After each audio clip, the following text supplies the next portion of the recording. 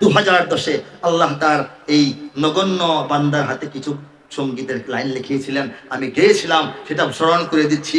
আমি গেয়েছিলাম, বাংলাদেশের সব মানুষের নাম বদলাতে পারে, বইয়ের পাতায় স্বাধীনতা সংগ্রাম বদলাতে পারে, বঙ্গোপসাগরের সব পানি যেতে পারে শুকিয়েও, গোটা রাজধানী গিলে নিতে পারে বুড়ি গঙ্গার ঢেউ, সুন্দরবন কেটে হতে পারে ইটের ভাটার লাকড়ি, শিল্পপতিরা দেউলিয়া হয়ে খুঁজতে পারেন চাকরি, চোর গুন্ডারা পেয়ে যেতে পারে মন্ত্রীর মর্যাদা, আইনের ফাঁকে কালো টাকা সব হয়ে যেতে পারে সাদা।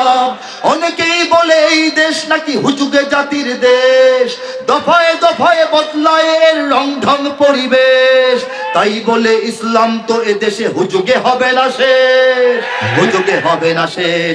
ইসলাম এ মাটির পরতে পরতে জনপদে ঘরে ঘরে, ইসলাম এ জাতির 90% মানুষের অন্তরে, ইসলাম নিয়ে কেউ ছিনিমিনি খেলে এমন শক্তি নেই, আর কিছু থাক না থাক এদেশে ইসলাম থাকবে, সবকিছু বদলে যাক এদেশে ইসলাম।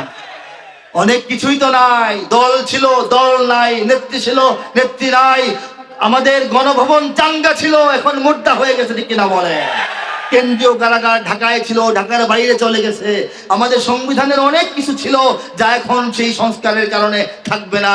ইসলাম আছে নাকি নাই বলেন তো? ইসলাম আছে, ইসলাম থাকবে। ইসলাম কে রাখবেন? এই যে আমি যে আয়াত তেলাওয়াত করলাম, আল্লাহ ওয়াদা করেছেন ইসলাম রাখবেন এবং থাকবে, সেই ওয়াদাই চূড়ান্ত ওয়াদা। আমি আর খুব দীর্ঘায়িত করব না, শেষের দিকে চলে যাচ্ছি। কোরআনের কাব্যানুবাদ থেকে আরেকটু অংশ শুনিয়ে বিদায় নেব ইনশাআল্লাহ।